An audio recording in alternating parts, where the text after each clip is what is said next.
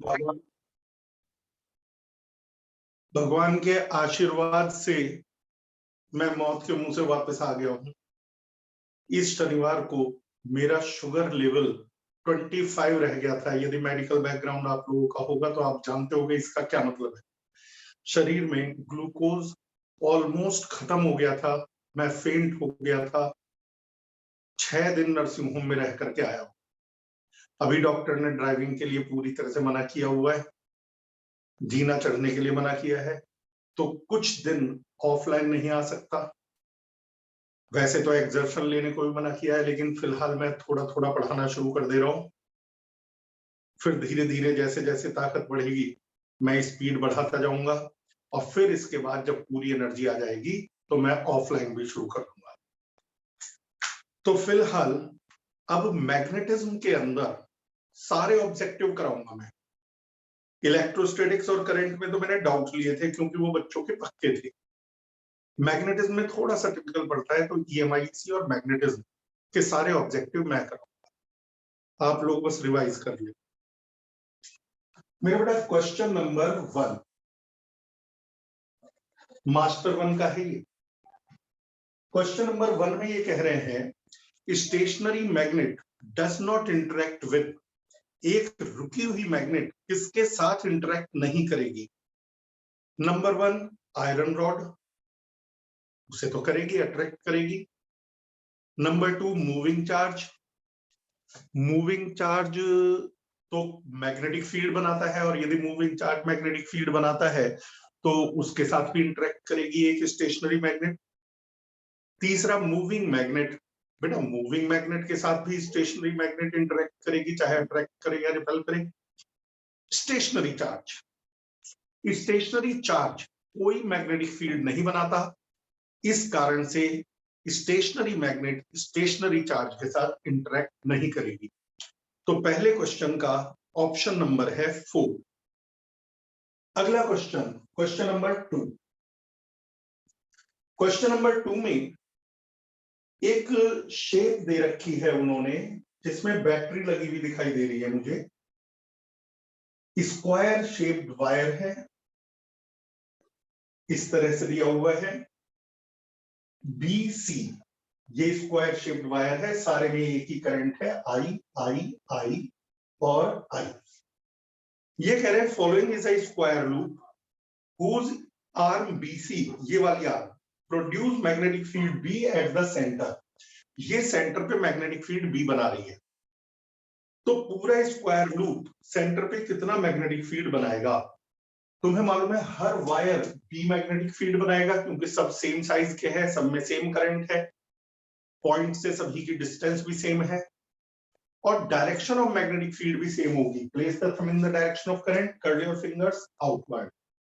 Outward, ये देखिए outward, सभी फील्ड आउटवर्ड है, तो चारों मैग्नेटिक फील्ड B ऐड हो जाएंगे। और यदि बेटा चारों मैग्नेटिक फील्ड B ऐड हो जाएंगे तो टोटल मैग्नेटिक फील्ड होगा 4B। कितना होगा बेटा? 4B। Question number 3। एक स्ट्रेट वायर है और उसके पास एक रेक्टेंगुलर लूप, करंट की डायरेक्शन दिखा रखी है ऐसी। इस वायर में अब वो कह रहे हैं ये अपने सेंटर पे कुछ मैग्नेटिक फील्ड बना रहा है। यदि इस वायर में अपवर्ड करंट भेज दें तो सेंटर पे फील्ड बढ़ जाएगा या घट जाएगा? तो हमें ये देखना पड़ेगा कि स्क्वायर लूप किस डायरेक्शन में मैग्नेटिक फील्ड बना रहा है और स्ट्रेट वायर किस डायरेक्शन में मैग्नेटिक फील्ड बना रहा है। मैंने देखा, place the thumb in the direction of current, curl your fingers, magnetic field है इनटू द पेपर। कैसे भी चेक कर लो, इनटू द पेपर। तो ये जो स्क्वायर लूप है वो फील्ड बना रहा है इनटू द पेपर। अब यदि स्ट्रेट वायर ने भी magnetic field into the paper बना दिया तो ऐड हो जाएगा और magnetic field at the centre increase हो जाएगा। और यदि स्ट्रेट वायर ने आउटवर्ड फील्ड बना दिया तो दोनों फील्ड अपोजिट हो जाएंगे और रिजल्टेंट फील्ड रिड्यूस हो जाएगा। तो place the thumb in the direction of current. अब स्ट्रेट वायर को चेक कर रहे हैं, सेंटर पे ये भी इनटू द पेपर बना रहा है, तो स्क्वायर लूप ने बनाया into the paper, straight wire ने भी बनाया इनटू द पेपर, दोनों ऐड हो गए तो मैग्नेटिक फील्ड इंक्रीज हो जाएगा। ठीक है बेटा, तो फील्ड इंक्रीज हो जाएगा more than the magnetic field produced due to square loop only. Question number 4, question number 4 में एक फिगर दे रखी है, यहां से करंट आई यहां गई, और जी भाई क्या यहां से करंट आई यहां गई, ये इनफाइनाइट लॉन्ग है, ये भी इनफाइनाइट लॉन्ग है, और यहां पर ऐसे कोई वायर नहीं है, बस एक स्क्वायर बना रखा है साइड ए का। वो कह रहे हैं पी पॉइंट पर यदि ये करंट आई है तो पी पॉइंट पर मैग्नेटिक फील्ड बनाओ, बताओ। मेरे बेटा इनफाइनाइट लेंथ का वायर मैग्नेटिक फील्ड बनाता है mu naught I upon 2πa, लेकिन मैंने ये भी पढ़ा रखा है यदि पॉइंट के ऊपर भी इनफाइनाइट हो और नीचे भी इनफाइनाइट हो तो फुल वायर होता है, यदि पॉइंट के एक ही साइड इनफाइनाइट हो तो हाफ वायर होता है, और तब मैग्नेटिक फील्ड होता है म्यू नॉट आई अपॉन 4π। अब जरा एक एक करके चेक करो, ये वाली करंट फील्ड नहीं बनाएगी क्योंकि इसके सीध में पॉइंट है, तो इसे हटा दो, भूल जाओ। ये वाली करंट फील्ड नहीं बनाएगी क्योंकि इसकी सीध में पॉइंट है। अब दो ही करंट रह गई जो फील्ड बनाएंगी, आधा वायर ये क्योंकि ये पॉइंट के सिर्फ नीचे है ऊपर नहीं, और आधा वायर ये क्योंकि पॉइंट के राइट में है लेफ्ट में नहीं।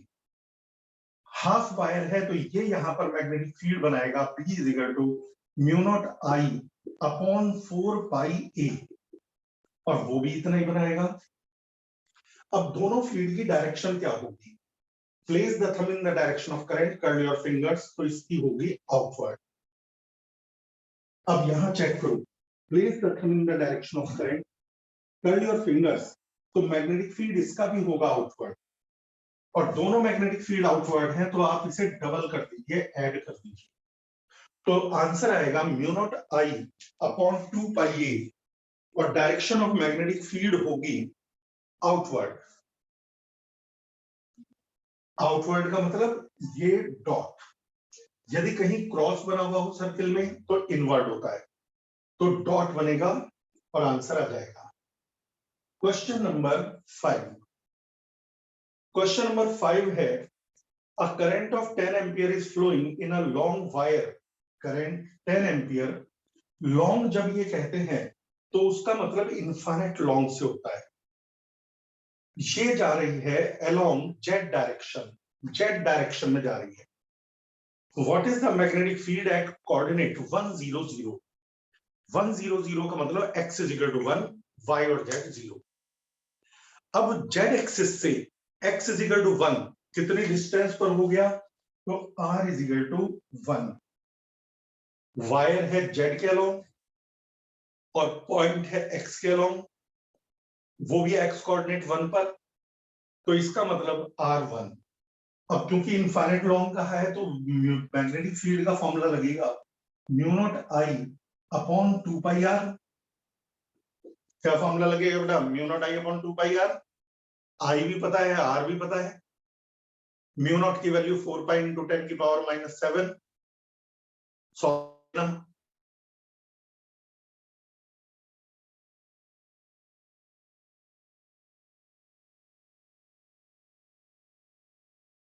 रजिस्टर्ड से आउटवर्ड, करंट जेड के अलोंग है, पॉइंट एक्स के अलोंग है, कर्ल योर फिंगर्स, तो ये जा रहा है अपवर्ड मैग्नेटिक फील्ड, अपवर्ड है वाई, तो मैग्नेटिक फील्ड है अलोंग वाई एक्सिस।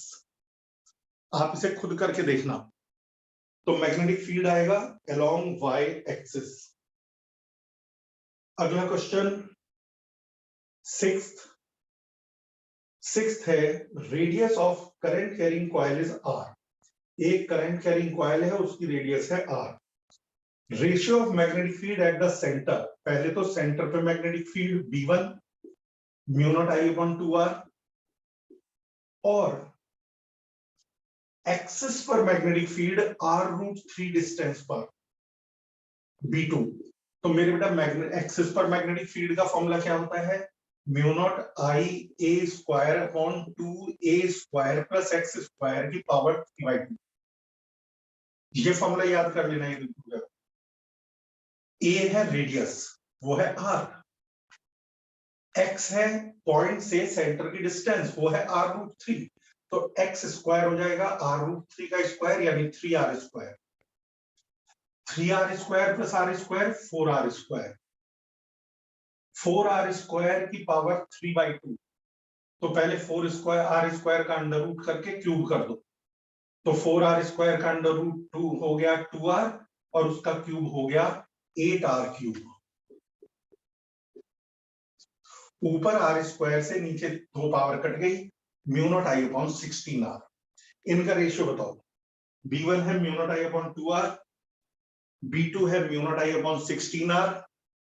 आपको इन दोनों का रेशियो निकालना है, रेशियो आप निकाल दोगे आंसर आ जाएगा 2 8 16, 8:1 आएगा। ठीक है बेटा, तो ये 6 हुआ।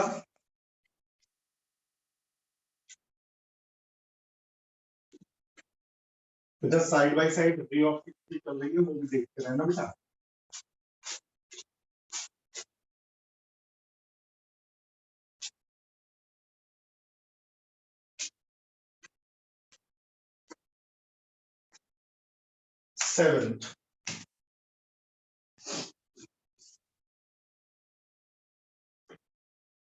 सेवेंथ में कह रहे हैं a very close point on the axis of current carrying circular coil. Question number 7 में एक सर्कुलर कॉइल है, ये एक्सिस है, एक्सिस के बहुत नजदीक कोई पॉइंट है, x is very very less than R, X बहुत छोटा है, ये एक्स बहुत छोटा है रेडियस से। अब ये कह रहे हैं value of magnetic field decreases by 5% with respect to centre. यहां का मैग्नेटिक फील्ड सेंटर से 5% कम है। पहले बता सेंटर पे कितना होता है, तो जवाब है μ0I/2r। एक्सिस पर कितना होता है, तो जवाब है μ0I/r²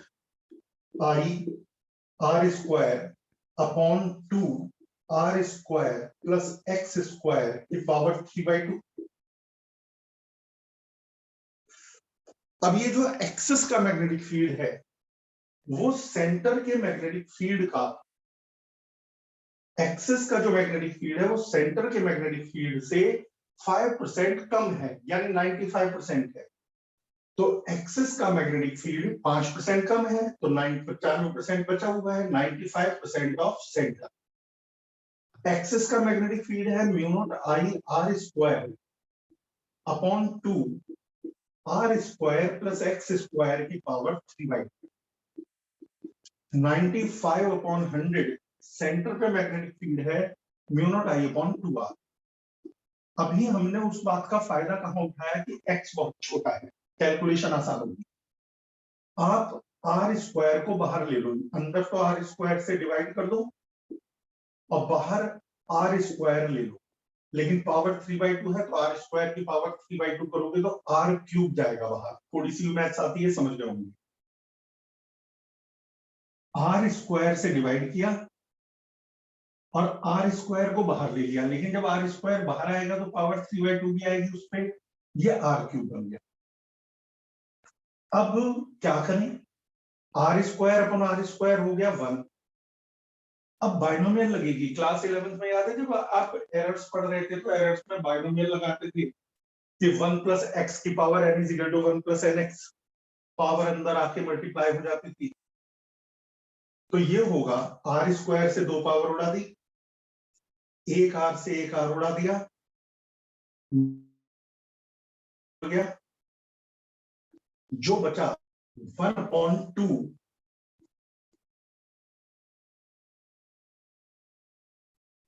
2 × 100। अब इसके बाद यहां क्या करें, 1 + समथिंग की पावर n, तो 1 + n × समथिंग, तो 1 + 3/2 x² r²। अब सॉल्व करके x निकाल लो r की टर्म्स में, और जो x आएगा वही आपका आंसर होगा। x निकालना है, r की टर्म्स में निकालना है, तो आप x निकाल लीजिएगा r की टर्म्स में और आपको आंसर मिल जाएगा। लेकिन याद रहे ये बाइनोमियल तभी लग सकती है जब x बहुत छोटा हो। ठीक है बेटा। अगला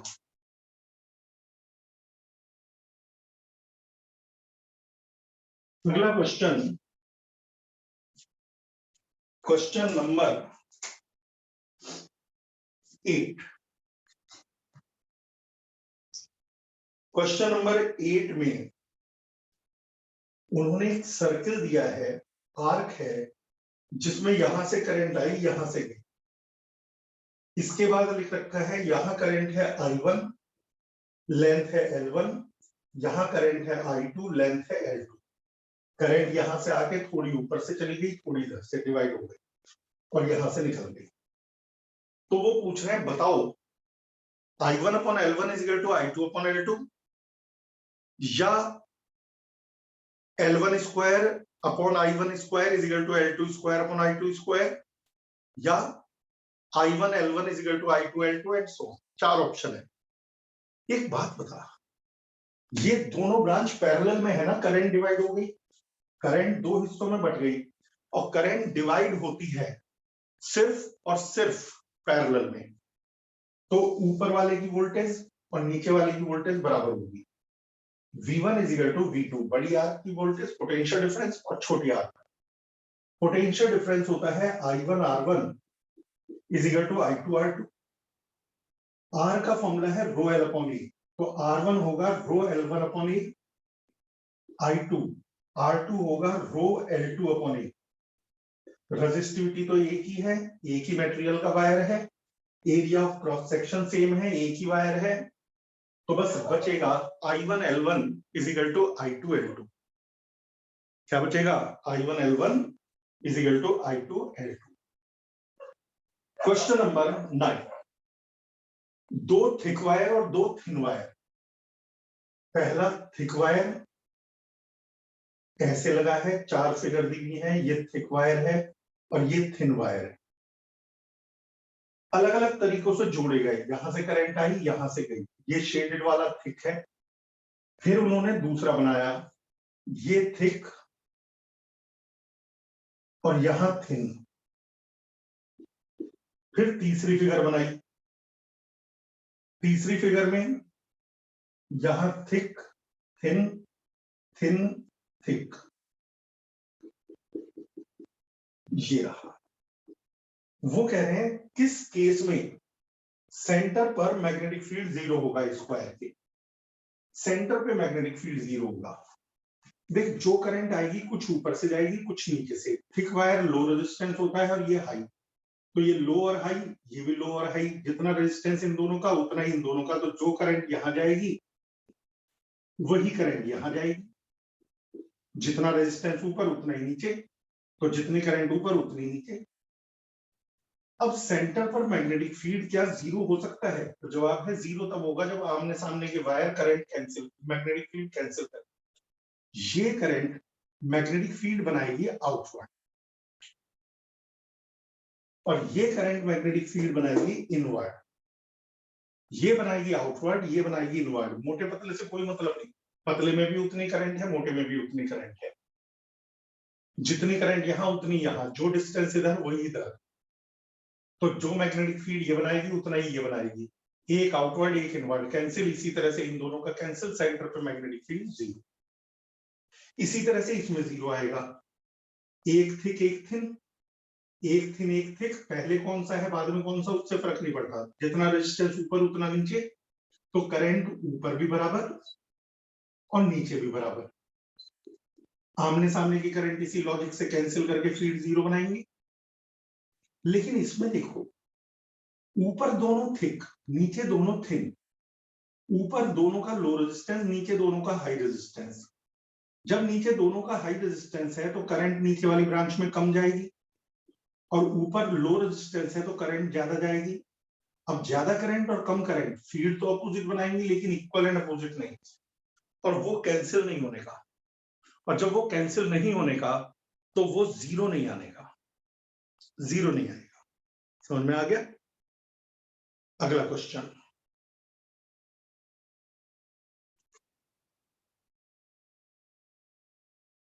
ठीक है बेटा। क्वेश्चन नंबर 10 ऑलरेडी मैं क्लास में करवा चुका हूं, जब मैं ऑफलाइन ले रहा था किसी ने पूछा था, मैंने ये बता दिया था। क्वेश्चन नंबर 11, क्वेश्चन नंबर 11 में ये कह रहे हैं ये y एक्सिस ये x एक्सिस, इसमें करंट जा रही है I और इसमें जा रही है 3I। वो कह रहे हैं 4 लाइनें हैं, x is equal to y, x is equal to 2y, x is equal to 3y और 3x इजिकल टू y। इन चारों में से कौन सी लाइन पर मैग्नेटिक फील्ड 0 होगा?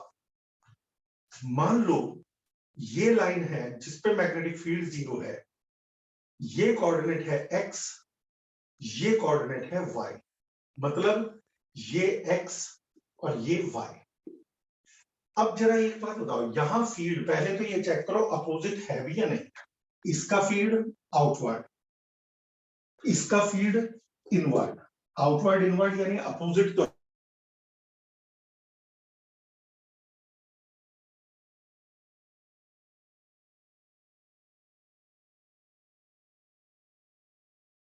तो जितना ये फील्ड बनाए वो फील्ड इसके बराबर होना चाहिए।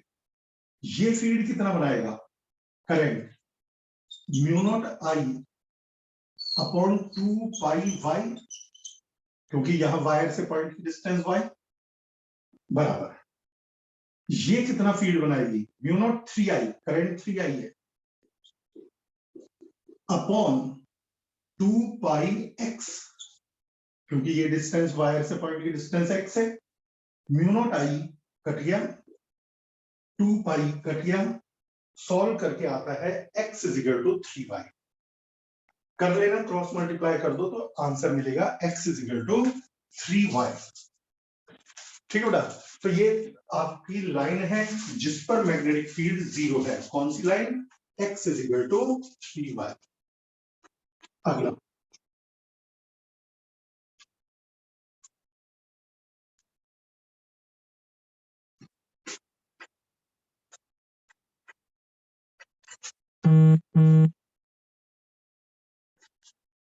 क्वेश्चन नंबर, कौन सा नंबर हुआ ये?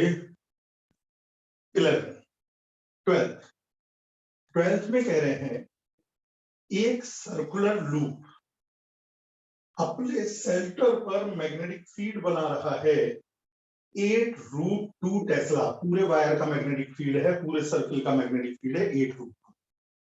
यदि इसे ऐसे मोड़ दें 90 डिग्री पे, समझ में नहीं आया होगा, तो सेंटर पे मैग्नेटिक फील्ड क्या होगा? मतलब क्या हुआ, सर्किल ऐसा था, इसे ऐसे मोड़ दिया 90 डिग्री, यानी आधा तो वर्टिकल है आधा हॉरिजॉन्टल है। तो अब यहां दो मैग्नेटिक फील्ड हो गए हाफ हाफ के।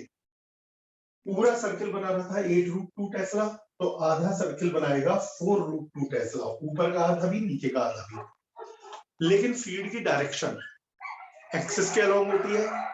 जो वर्टिकल आधा है, हाफ है, उसका फील्ड हॉरिजॉन्टल होगा और जो हॉरिजॉन्टल आधा है उसका फील्ड वर्टिकल होगा, यानी दोनों 4√2 एक दूसरे के परपेंडिकुलर होगा। बी इधर, बी इधर। और यदि दोनों मैग्नेटिक फील्ड एक दूसरे के परपेंडिकुलर होंगे तो रिजल्टेंट आएगा √b² + b² + 2bb cos 90। b√2, लेकिन b खुद है 4√2, तो रिजल्टेंट कितना हो गया? 4√2 इंटू √2। कितना हो गया बेटा? 4√2 इंटू √2, यानी 8 टेस्ला। तो सेंटर पे मैग्नेटिक फील्ड होगा net 8 Tesla. Question number 13, question number 13 में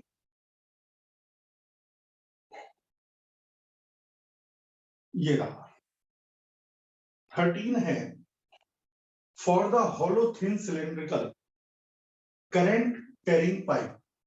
एक करंट कैरिंग पाइप है, पतला सा, हॉलो है, अंदर से खाली है, इसमें करंट जा रही है, तो ऑब्वियसली करंट अंदर के खाली हिस्से में तो होगी नहीं, वो तो बाहर बाहर जा रही होगी।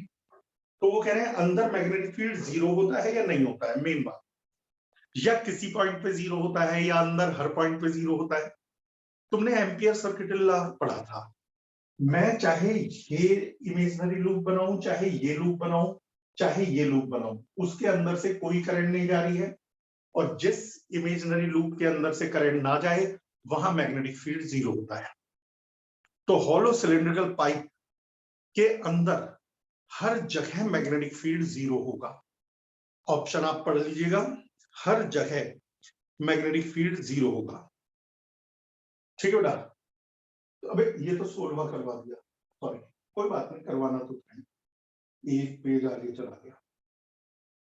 हाँ जी, कौन सा करना था? 13वां। 13 में है two long parallel wires distance d apart. दो पैरेलल वायर हैं, डिस्टेंस 2d है इन दोनों के बीच, 2d अपार्ट।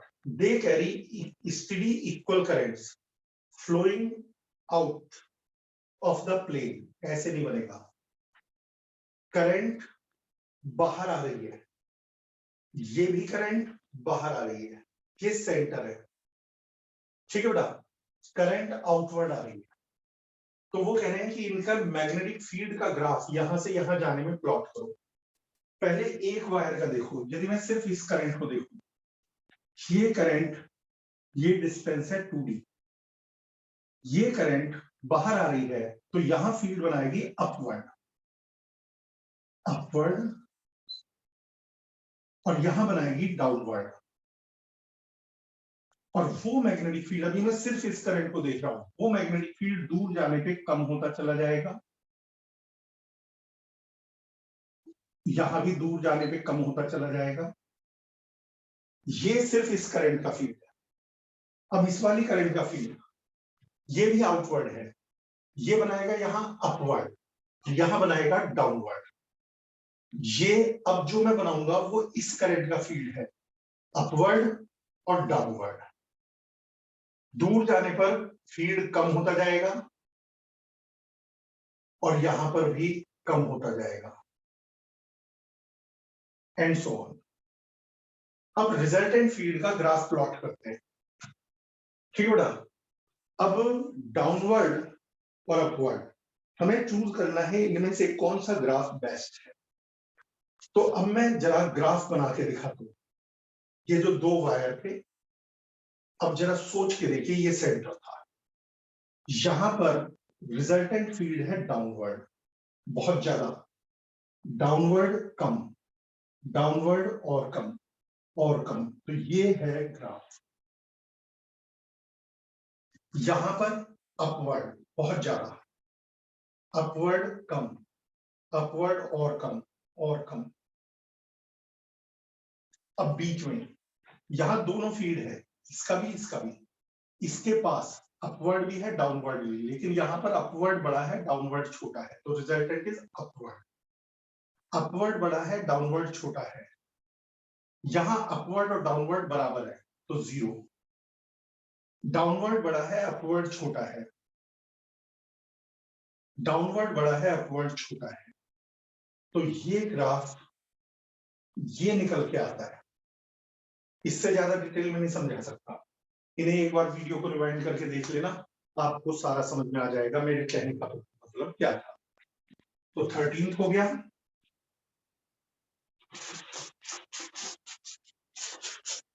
अगला, अब ये क्लास बेटा रोज चलेगी, और अब जो भी नया होगा रे ऑप्टिक्स के आगे वो सब लाइव होगा, जब तक तबीयत खराब है जूम पर, और जब मैं पूरा फिट हो जाऊंगा ऑफलाइन पर। अब वीडियो का चक्कर खत्म।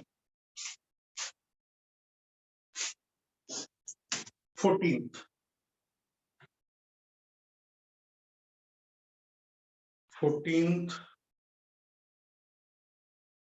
अब एम्पियर लॉ पर शुरू हो गए हैं, तो ये कैटेगरी अब मैं कल शुरू करवा दूंगा। रोज 10, 12, 15 क्वेश्चन करेंगे तो 4 दिन में ये खत्म हो जाएंगे मैग्नेटिज्म, फिर EMI/AC। आपको कहीं से भी किसी भी चैप्टर में कोई ऑब्जेक्टिव या सब्जेक्टिव या थ्योरी का डाउट हो तो बेहिचक भेज दीजिए, मैं आप लोगों को बताऊंगा। फिलहाल के लिए बाय बाय।